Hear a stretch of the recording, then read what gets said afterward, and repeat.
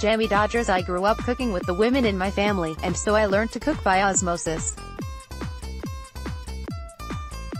Decades later, when I wrote my cookbooks, and started teaching cookery, my mother always joked how she didn't even think I could cook, since she never taught me. As a result of this childhood, I don't think there has ever been a time I didn't know what to do with an ingredients or fresh produce. It just came naturally to me, to pick it up, and make it into something edible. I don't find cooking a trend, but in fact a life skill that I would feel lost without.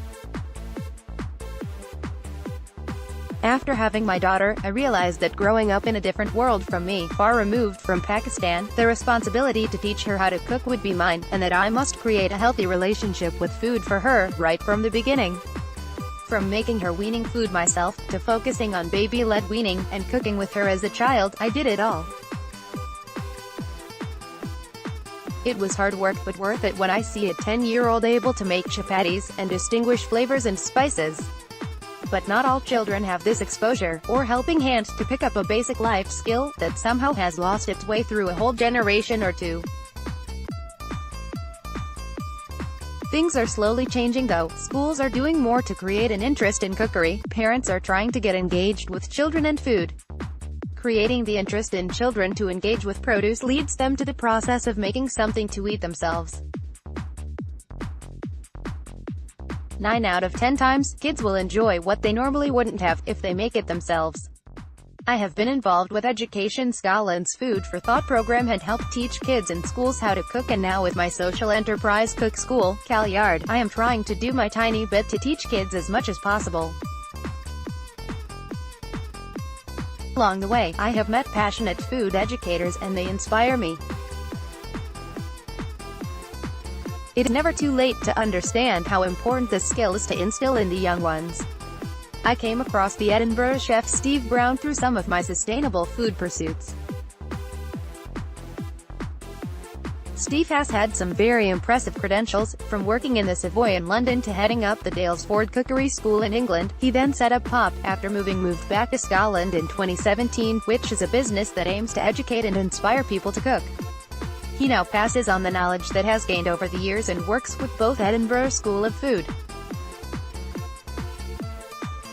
He focuses on teaching children how to cook and has been involved with a project which worked to show children the journey of seasonal food from field to fork.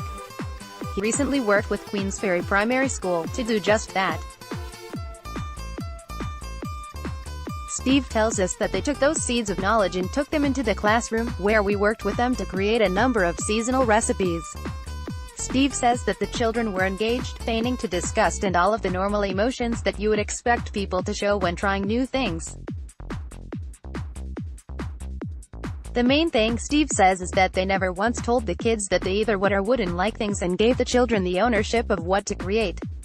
I asked Steve how important it was for children to cook. He says, "I think it's extremely important for kids to cook from an early age. Food is the one thing that we all share, and it anchors numeracy, literacy, geography, history, sciences, and so much more. It's not about telling kids what to eat and not to eat, but rather igniting a passion for real food. As adults, our job is to start simple. Open up a dialogue with children and create a conversation about food, tell stories, cook together, make it a bonding experience. It doesn't need to be fancy, just simple food that connects children to the process." I asked Steve how best we can engage children with choosing healthier options. Steve say that teaching them to respect each other, themselves, and enjoy a healthy food relationship is all about balance, understanding the decisions we are making will impact our health and the environment. One of the wonderful recipes Steve created with the children was this version of a classic treat, Jammy Dodgers. Recipes as simple as this can help create a curiosity in children for cooking, appreciating varied flavors, how to use them, and most importantly, understanding the journey of food, one delicious step at a time. Thanks to Steve Brown and the children at Queensferry Primary School for this recipe, and to Jess Dennison for the photograph. Homemade rosemary and bramble jammy dodgers. Makes 8 dodgers for the biscuit. 50 grams castor sugar, 100 grams butter, 150 grams flour, a pinch of salt, chopped rosemary for the jam, 500 grams fresh or frozen brambles. You can use other fruit like raspberries too. 450 grams castor sugar, a squeeze of lemon juice. Method: first, make the jam by popping the fruit and sugar in a pan and bring gently to a simmer. At this stage, boil the mixture until a thermometer reads 105 C.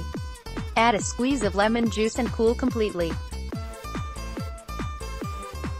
To make the biscuits, rub the butter, sugar and flour together with your fingertips, adding a touch of cold water if necessary to bring the mixture together. Add the chopped rosemary and a pinch of salt and knead gently, which will make the biscuits a little more robust. Roll out the biscuits and cut out into discs. Use a smaller cutter, one of the smallest. You have to cut out a hole in half of the discs that you have cut. You can do this off-center or with a differently shaped cutter if you're feeling funky. Pop onto a baking sheet and cook at 170 C until golden at the edge. Sandwich the bottoms with the tops using the jam and enjoy with a cup of tea.